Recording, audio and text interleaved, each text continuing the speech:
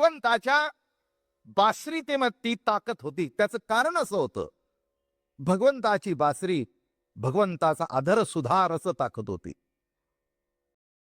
घुमला गजरा भाळी ज्ञानराज माझी माऊली. द्वेष फेकत असतात. असं वाटतं याचं पुन्हा तोंड बघू नये. अहो बाकीच्याचं सोडून द्या, आपल्या पोटची पोरं असली तरी काही काही टायमाला असं घडतं. अशी कितीतरी उदाहरणं बघितली की तो समोर मुलगा आला की त्या बापाचा सगळा चेहरा नरसिंह अवताराचा झाला. मी म्हटलं काय हे, काय हे? लक्षात घ्या, अवघड आहे हे गणित. काय हे असं आहे. पण कृष्णाकडे बघितल्यानंतर काय ताकद होता तो? अरे तो आनंद रूप होता. संताकडे गेल्यानंतर आपल्याला आनंद का होतो? कारण संत हे सुद्धा सच्चिदानंद रूप आहेत. बरं का, आनंद घेऊन येतो. लक्षात घ्या, एक तुम्हाला वर्म सांगतो. आपण ज्ञानेश्वरी सांगतो किंवा गाथा सांगतो. या गाथ्याला आता हार घातला, याची पूजा केली. काय तसं बघितलं तरी पांढरा कागद आहे आणि 12 कडी आहे, काहीच नाही. पण ज्यांनी शब्द लिहिले त्यांच्या त्या शब्दातून आनंद असा प्रक्षेपित होत होता. म्हणून ते वाचल्यावर होते म्हणता, आहा काय ज्ञानेश्वरी, आहा काय गाथा, काय भागवत. काय झालं याच्यातून? काय, किंवा एखादी शृंगारिक कादंबरी वाचली तर त्याच्यातून शृंगार प्रक्षेपित होतो. हे कसं आहे? शांताची आघरा अद्भुत आला आहे पाहुणेरा. विषयाच्या मस्तकावर पाय देऊन शांत रस संत वाङ्मयातून प्रगट होतो आणि म्हणून आनंद देतो. विषय आनंद देत नाही तसं नव्हे, पण ते आनंद त्या वेळेपुरता आहे आणि त्याची तळमळ संपत नाही. काही वेळेला एखादी गोष्ट गोड होते पण मधुर नसते.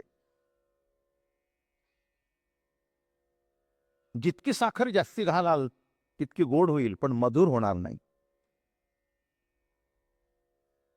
तसं दिसण्यामध्ये, असण्यामध्ये, बोलण्यामध्ये, चालण्यामध्ये, वागण्यामध्ये एक माधुर्य होतं. आणि म्हणून संपूर्ण कृष्ण चरित्रामध्ये, बाळलीलेमध्ये माधुर्य रसाला प्राधान्य आहे. भक्तीचं वर्णन करताना सुद्धा मधुरा भक्तीचं वर्णन केलेलं आहे. त्याच्यावर थिसिस सुद्धा लिहिले गेलेले आहेत, मधुरा भक्ती. तेव्हा नीट लक्षात घ्या की जीवनामध्ये केवळ एखादी गोष्ट गोड असून उपयोग नाही, तर माधुर्य पाहिजे. वागण्यात नुसती लीनता असून जमत नसतं, तर त्याच्यामध्ये माधुर्य पाहिजे. गाण्यामध्ये नुसते सूर असून उपयोग नाही, तर त्या गाण्यामध्ये माधुर्य लागतं. आणि असा त्या माधुर्याचा मूर्तिमंत पुतळा म्हणजे श्रीकृष्ण परमात्मा. म्हणून सर्वांना वाटत होतं त्याच्याकडे बघावं, त्याची बासरीचे सूर ऐकावेत. ऐकल्यानंतर तान भूक हरपत होती, नाही का? किती आश्चर्य आहे. लक्षात घ्या, सुरामध्ये सुद्धा फार मोठी ताकद असते, जबरदस्त ताकद असते. भगवंताच्या बासरीतेमध्ये ताकद होती. त्याचं कारण असं होतं, भगवंताची बासरी, भगवंताचा अधर सुधार असं ताकद होती. अधर सुधारस, नाही का? पुणेकरांना माहिती असेल सुधारस. आमच्या वारकरी ती फार प्रख्यात आहे, कारण त्या पक्वांना करता विशेष काही लागत नाही. साखरेचा पाक केला, लिंब पिळली, जरा रंग वगैरे घातला की सुधारस झाला. काही काही लोकांना इतकं आवडतं तो सुधारस की वाटी वाटी पितात. पण नुसतं पाकत असतं, जास्ती काही खटपट नाही. पाक तयार करायचा, लिंबू पिळायचा, जरा रंग टाकायचा, नाही तर केशर टाकायचं, झाला सुधारस. पण इथे शब्द कसा आहे? भगवंताचा अधर सुधारस. अधरी धरून या वेणू, बरं का? आणि त्याच्यातून जो रस बाहेर पडत होता भुकतान हरपत होती. असा हा माधुर्य रसाने प्रगट झालेला परमात्मा अनेक लीला त्याने केल्या गोकुळामध्ये. सुरुवातीला सांगितलंय जी लीलया घडतं ती लीला. लीलया घडतं ती लीला. सहज सहज अवजून करणं निराळं आणि लीलेतून काहीतरी गोष्ट तयार होणं निराळं. काही काही बायका अवजून स्वयंपाक करतात आणि एखादी सुगरण जर असेल तर इतकं लीलया स्वयंपाक करते. गंमत म्हणून सांगू, पाण्याला फोडणी दिली तरी ती गोड लागते. त्याच्यामध्ये सुद्धा रुची असते, कारण कुठे अवजून केलेलं नाही, पण त्यामध्ये एक लीला आहे. राम अवतारामध्ये लीला नाही. सगळं म्हणजे कसं शिस्तबद्ध काम. चालणं, बोलणं, उठणं, कोणाशी बोलावं, कुठे बसावं, कसं वागावं, कुणाबरोबर भाषण करावं, सभेत जाऊन कसं बसावं. कृष्ण भगवंताच्या बाबतीत तसं नाही. कोणाही शेजारी बसला, कुठेही जाऊन बसला आणि कुणाबरोबरी बोलला, कुणाबरोबरी जेवला. म्हणून गंमत बघा, त्याची चोरी सुद्धा लीला ठरली. आणि इतरांचं महत् कार्य सुद्धा त्याच्याबद्दल सुद्धा कोणी गुणवर्णन करत नाही. पण कृष्णाची साधी लीला माणसाला आनंद देऊन जाते. आणि म्हणून कृष्णमूर्ती होय गे, कळो आली सोय गे, आणि प्राणाचाही प्राण पाहता सुख सांगो काय गे. शब्द कसा वापरला? प्राणाचा प्राण. आपण एक शब्द दुसरा वापरतो, तो की नाही माझा जीवकी प्राण आहे. जीवकी प्राण आहे हा भाग झाला. आणि हा प्राणाचा प्राण आहे. प्राणाचा प्राण असा जो परमात्मा, त्याला पाहिल्यानंतर काय वाटत असेल? एक लक्षात घ्या, आपल्याला प्राण तर दिसत नाही, पण आहे प्राणवायू. छातीवर खाली होते, दिसतो तो, जाणवतो, पण तसा दिसत नाही, दृष्टीगोचर नाही. पण नाकातून बाहेर पडताना, जाताना, येताना आपल्याला त्याची जाणीव होते. छातीचा भातावर खाली येतो, त्याची जाणीव होते. दिसत नाही, पण आहे. माझं बोलणं कळलं का? मला वाटतं देवाबद्दल असंच आहे, नाही का? जेव्हा त्याच्या निर्गुण स्वरूपाचं वर्णन केलं जातं तेव्हा असंच म्हटलं जातं, दिसत नाही पण आहे. बरं का? म्हणून प्राण जाताना दिसतो का कुणाला? बंद पडल्यानंतर कळतं की गेला. पण जाताना दिसतो का?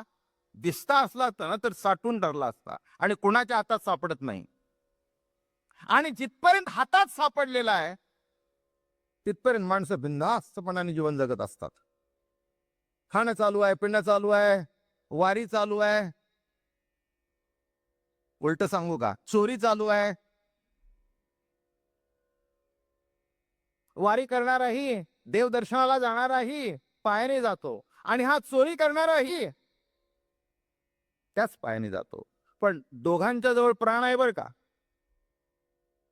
दोघांच्या जवळ प्राण आहे. म्हणून शब्द वापरताना कसा वापरला? प्राणाचाही प्राण सुख सांगो काय ये. यदा कदाचित तो जर प्राण तुमच्या समोर सगुण साकार होऊन उभा राहिला तर त्यातला आनंद काय आहे? आणि तो आनंद गोकुळच्या लोकांनी अनुभवला. साधं एखाद्या व्यक्तीवर आपलं प्रेम असेल आणि ती जर दिसली तर आपल्याला किती आनंद वाटतो. मग प्राणाचा प्राण जर समोर येऊन उभा बसला, आपल्याशी बोलू लागला, तर किती आनंद असला पाहिजे. आणि म्हणून गोकुळच्या लोकांनी जे सुख भोगलं ते कुणीच भोगलं नाही. एक सांगतो, कदाचित गोकुळवासियांना हा देव हे कळला नसेल, पण बरं वाटणं कुणाला कळत नाही. जे बरं वाटतंय ते मला वाटतं प्रत्येकाला कळतं. लहान मुलांना सुद्धा कळतं. लहान मुलाचं बरोबर सांगू का? आपल्या आईने उचलून घेतलं हे त्याला कळत नाही, पण आईच्या कडेवर गेल्यानंतर त्याला बरं वाटतं म्हणून तेही गप्प बसतं. डोळे झाकलेले असतात त्या लहान बाळानं. दुसरं कोणीतरी घेतं, ते रडतं आणि आईने घेऊन असं छातीला लावलं की ती गप्प बसतं. काय त्या स्पर्शातून जाणीव आहे?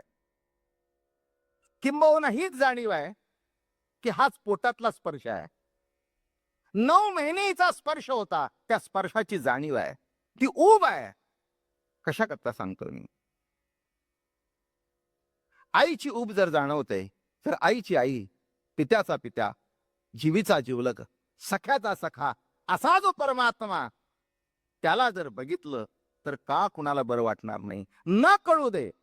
बाळाला कुठे कळलंय की आईने मला घेतल्यानंतर मला बरं वाटलं? नाही कळलं. कळलं जरी नाही तरी बरे वाटतंय. तसं गोकुळातले गोप गोपिका ह्या साध्या होत्या, गंवहार होत्या. त्यांना कळत नव्हतं. पण मला असं वाटतं त्यांचं भाग्य थोर आहे. त्यांना कळलं नाही पण वळलं होतं. कळलं नाही न वळलं होतं म्हणून तो त्यांच्या गायी वळवण्याकरता त्यांच्या घरात आला. एवढं मोठं थोर भाग्य आहे. आणि म्हणून या ठिकाणी निन्याळे अभंग आपल्या पुढे मांडले. नित्यानंदा पुढे आनंद तो कोण, विषय सुखबाई बापुडे तीक्षीण. नित्यानंदा पुढे आनंद तो कोण. परमात्म्याचं वर्णन करताना आपण करतो सच्चिद आणि आनंद. कसा आहे परमात्मा? सद. सद म्हणजे सतत आहे तो. चिद म्हणजे प्रकाश रूप आहे तो. आणि जो प्रकाश रूप आहे तोच आनंद रूप आहे. तुम्ही म्हणाला तुम्ही खुलाशावर सांगा. सांगतो ना. जे पातळ आहे तेच पांढरा आहे आणि जे पांढरा आहे तेच गोड आहे आणि म्हणून दूध आहे. पातळ आहे पांढरा आहे आंबट आहे. दूध आहे का? नाही, ताक आहे.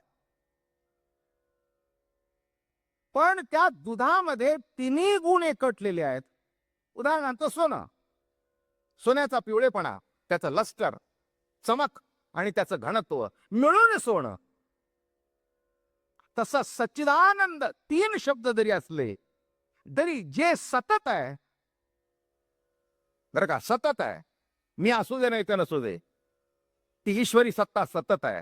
नुसती सतत नाही तर चिद रूपाने आहे. चिद म्हणजे प्रकाश रूप आहे आणि आनंद रूप आहे. काही काही वेळेला वेदांत सांगताना असा अर्थ केला जातो.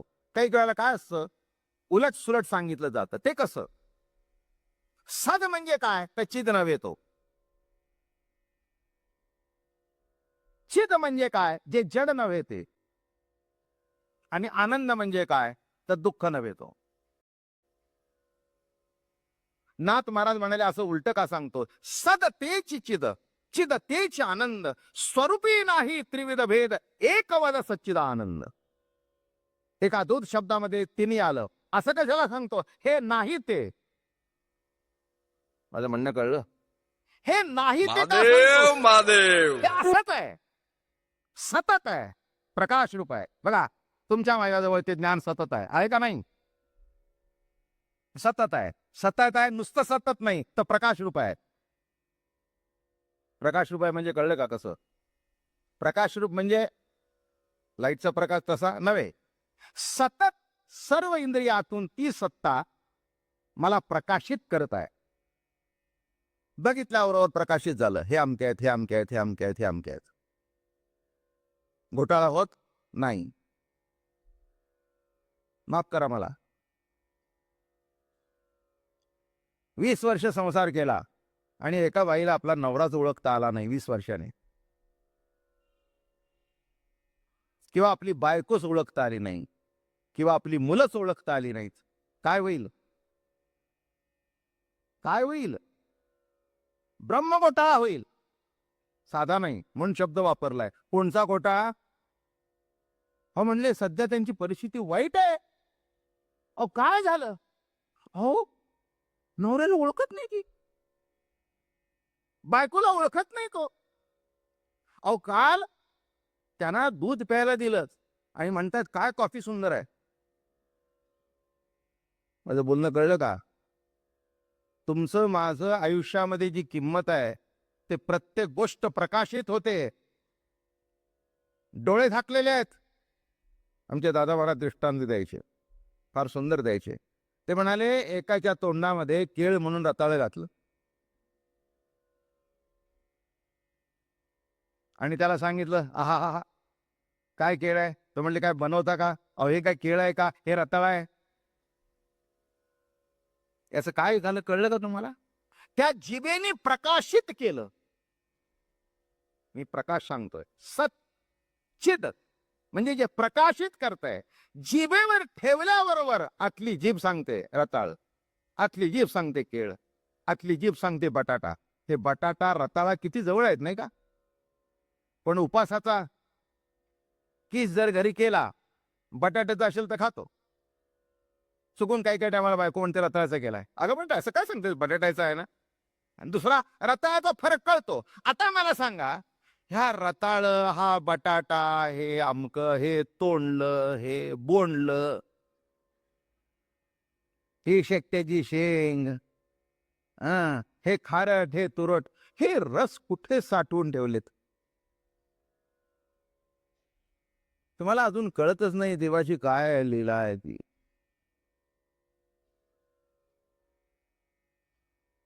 ठेवल्याबरोबर सांगतोय मीठ जास्ती आहे, मीठ कमी आहे, मीठ नाही. जरा खारट झालंय, जरा तुरट झालंय, आज छान झालंय, आज तस्सं झालंय. हे तस्सं म्हणजे गमतीच आहे नाही हो. नाही का, एखाद्याकडे आपण जेवायला जातो, बायको शेवरे असते, बघा जरा नीट लक्षात ठेव, चांगली भाजी केली आहे. किंवा घरामध्ये आई स्वयंपाक करत असते पूर्वीची, मग तिच्या आजची प्रत्येकाच्या माणसांच्या जिभेमध्ये आपल्या आईच्या स्वयंपाकाची रुची असते, कारण लहानपणापासून ती करत असते. मग तो सांगतो, आई थकली आहे बरं का, आई कुठून आमटी शिकून घे. मग त्याची बायकोला आमटी शिकवते, बघ माझ्या गोविंदाला अशी आमटी लागते, त्याच्यामध्ये असा आमसूल घाल, असा गुळ घाल, अशी फोडणी दे, असं तिखट घाल, असा कांदा घाल. मग ती बायको हौशीने करते, कारण तिला सासूच्या वरचं ठरायचं असतं. प्रत्येक वेळेला नवरा जर म्हणला ना, माझ्या आईसारखं नाही, तर बाईला अपमान वाटतो. It's a greatest insult in life for her. लग्न झालेल्या बायकोला जर आपला नवरा आपली आई विसरला, तर तो तिचा विजय आहे. काय हसताय तुम्ही? हो, जीवनातला मोठा विजय ती जातो का. आणि मग ती अशी आमटी करते, जीव टाकून आमटी करते. आता जीव टाकून काही जमणार आहे का? आणि तो फुरका मारतो, मग ती तिच्या तोंडाकडे बघत बसतो, अशी बघते. काय कशी झाली आहे आईसारखी? आईसारखी हे म्हणाला, जवळपास झाली आहे.